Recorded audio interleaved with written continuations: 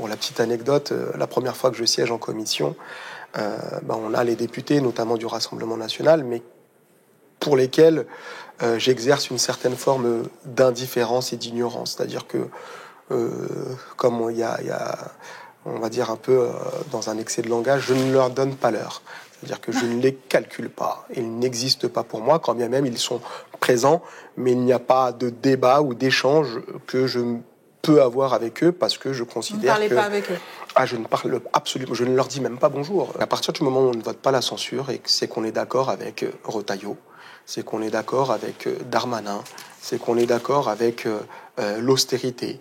Voilà, il n'y a aucune victoire dans le fait de n'avoir pas voté la censure et qui peut être mis à profit du Parti socialiste. Depuis 2012 jusqu'à 2022, ou depuis à chaque fois que Jean-Luc Mélenchon se présentait à une élection présidentielle, il a successivement progressé.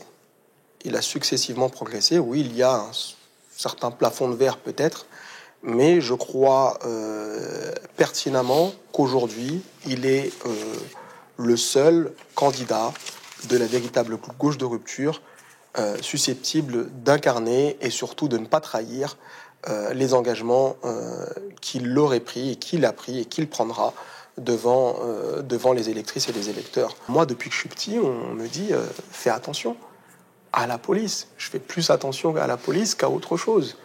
Moi, j'ai toujours eu peur d'être un jour embarqué et mourir dans un commissariat, plus qu'ailleurs. Et c'est pas...